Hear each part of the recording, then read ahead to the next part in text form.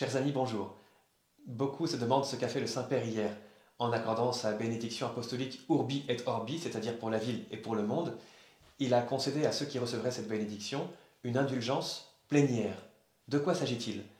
L'indulgence, c'est la remise, alors totale quand il s'agit de l'indulgence plénière, ou partielle pour l'indulgence partielle, de ce qu'on appelle la peine temporelle liée au péché. Comprenons cela.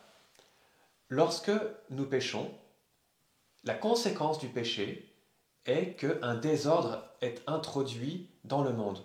Non seulement j'ai offensé Dieu, et si le péché est grave, cela mérite une peine éternelle, mais en plus, j'ai introduit un désordre dans le monde. Si, admettons, je tue quelqu'un, eh bien, non seulement j'offense Dieu par ce meurtre, mais j'introduis un désordre dans la vie, bien sûr, de cette personne, dans la vie de sa famille et dans la vie du monde, parce que eh bien, chaque personne compte et a une empreinte à laisser dans le monde.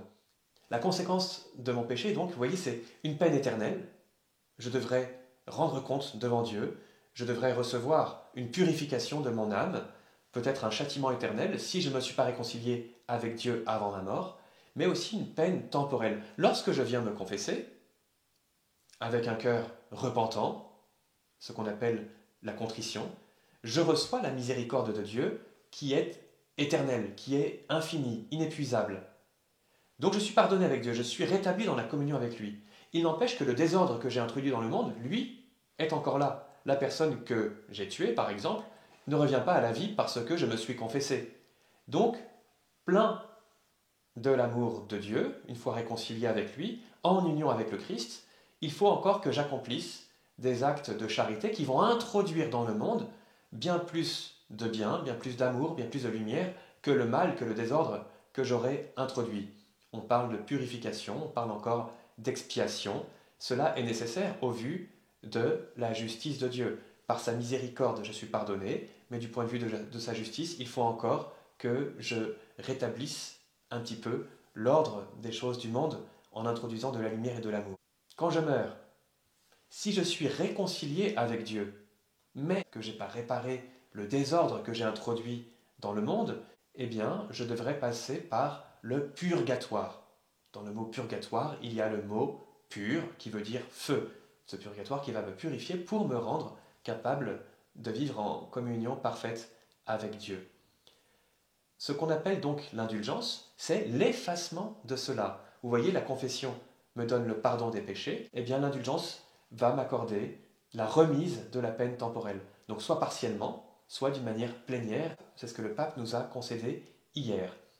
Pour recevoir cette indulgence plénière, il faut remplir plusieurs conditions. D'abord, quand c'est possible, il faut que je me confesse, ou en tout cas, il faut que j'ai le désir de me confesser dès que ce sera possible. Ensuite, il faut que, dans mon cœur, j'ai un vrai détachement pour le péché.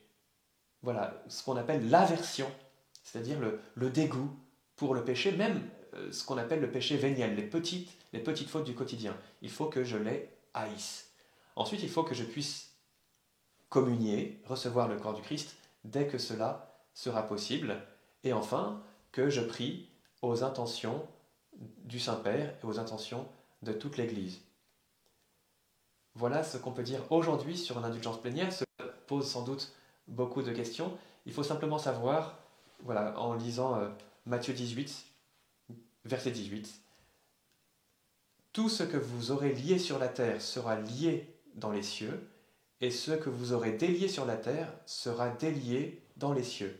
Voilà, le Seigneur a donné à son Église non seulement le trésor inépuisable de tous ses mérites, voilà le mystère de sa rédemption, son sang rédempteur, voilà, qui a une valeur infinie, dans lequel l'Église, son épouse, vient puiser, mais il a aussi donné aux apôtres et à leurs successeurs le pouvoir de lier et de délier. C'est en considération de ce pouvoir, c'est-à-dire de cette faculté, que les peines temporelles liées au péché sont remises.